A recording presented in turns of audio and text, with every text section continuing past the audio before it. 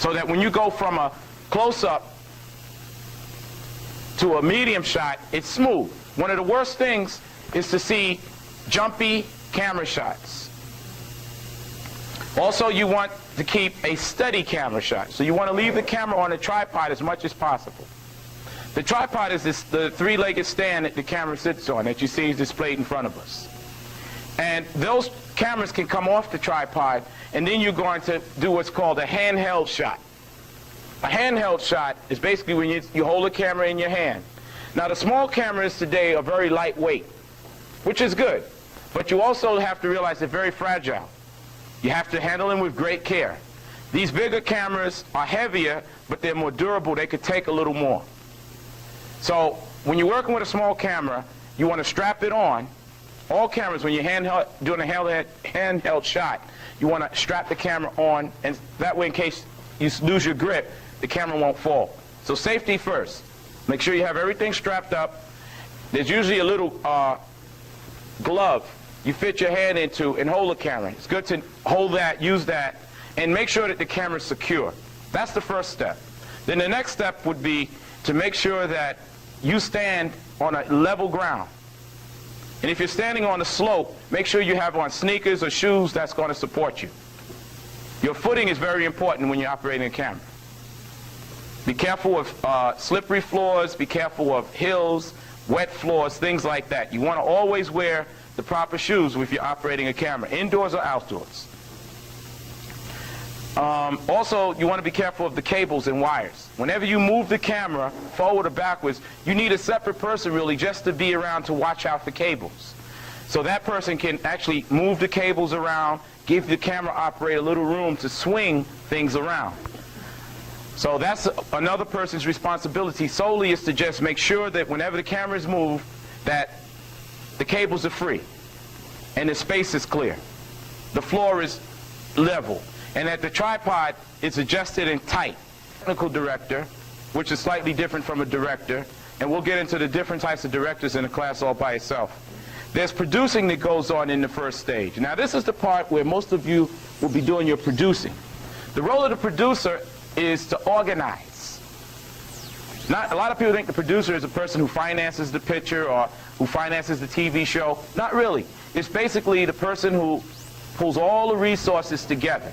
So if you're the producer, your responsibility is to gather the resources that you have and put them to work for you. Sometimes you don't have many resources, sometimes you have more. But you have to take the resources that you have and get started. And sometimes along the way, you'll pick up additional resources. What type of resources am I talking about? Well, I mean like videotape footage. A producer sometimes has to find photographs, sometimes has to find understudies, locations. Everything has to have a backup plan. In case this person doesn't show, you have somebody to stand in. Producer's responsibility is for every single thing that happens. The producer hires everybody, the producer fires everybody. The producer hires the director. The producer makes the decisions on the script. The writer may write the script, but the producer has the final say along with the director if the producer wants.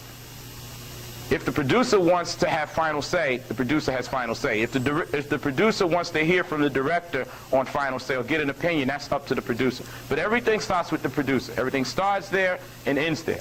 There's several types of producers. You should write these down. At the top, there's the executive producer. That's the person who oversees everything.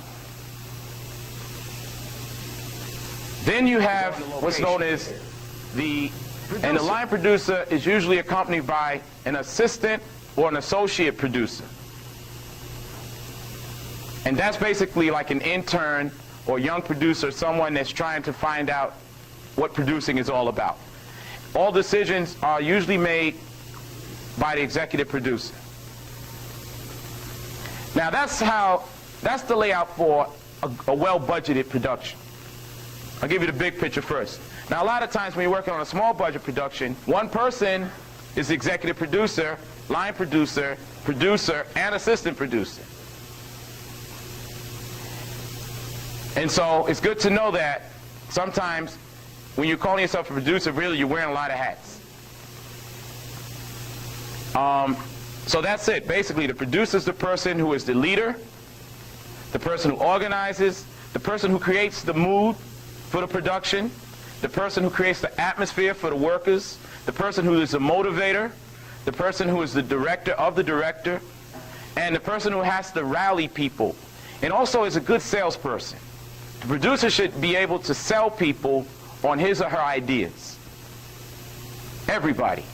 From whoever you get your equipment from whoever you go to for distribution, for whoever you go to for casting, for whoever you go to for crew work. The producer is basically a salesperson. And you have to use a lot of charm, a lot of charisma, a lot of personality in order to really get your way. You can get a lot of things if you use your personality, mannerisms, and good, a touch of class.